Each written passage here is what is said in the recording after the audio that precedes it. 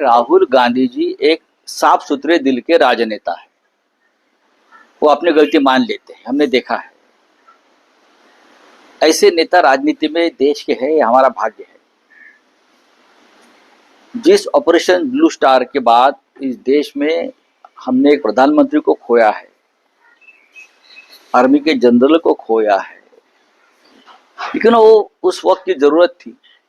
लेकिन राहुल जी ने आज ये बात स्वीकार की कि गलती थी, मैं राजनीति में नहीं था। गलती मानना राजनीति में ये बड़ी बात है, बड़ी दिल की बात है।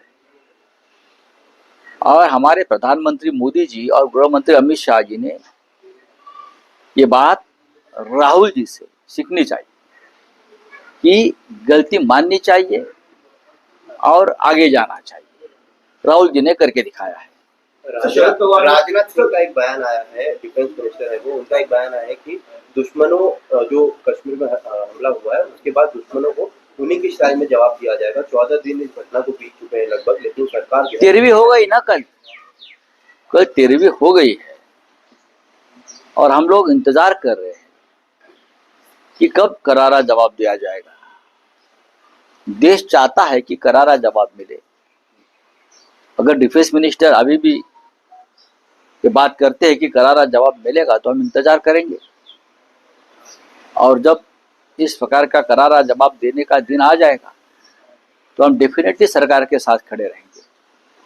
ये मैं अभी कहता हूँ, उस वक्त हम जरूर सरकार के साथ खड़े रहेंगे। लेकिन अमित शाह ने भी गलती माननी चाहिए, गृह मंत्री ने जैसे गलती मानी है राहुल जी ने। राहुल जी का कोई संबंध नहीं था ऑपरेशन ब्लू स्टार से, लेकिन जो नरसंहार हुआ है कश्मीर में, वो गलती जो है वो तो गृह मंत्री की गलती है, तो ये गलती माननी चाहिए अमित शाह जी ने। सर, शरद पवार ने आपको कहा कि ऑल पार्टी मीटिंग में आपने इस्तीफा क्यों नहीं मांगा अमित शाह का? नहीं, ऐसा नहीं कहा है, आपने मेरी बात ठीक से सुने नहीं है।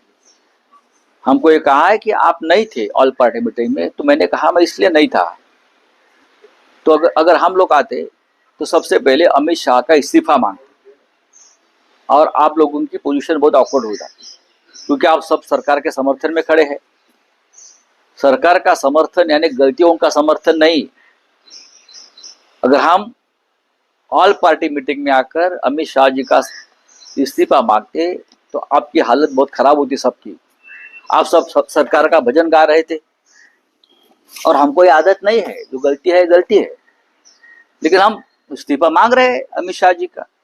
उनकी वजह से 27 निरपराध लोग मारे गए, उनकी वजह से पुलवामा में 40 हमारे जवान मारे गए, उनकी वजह से सैकड़ों लोग 10 साल में मारे गए। तो गृह मंत्री को नैतिक अधिकार नहीं है अपने पद पर रहने का। आपको मालूम होगा शिवराज पाटिल गृह मंत्री थे, उनका इस्तीफा लिया था और हमने मांग की थी अपोजिशन में। 26/11 के अटैक के बाद आर पाटिल यहाँ के गृह मंत्री का इस्तीफा लिया था, यहाँ के मुख्यमंत्री विलास साहब देशमुख का इस्तीफा लिया था। तो अमित शाह जी क्या है? हाँ,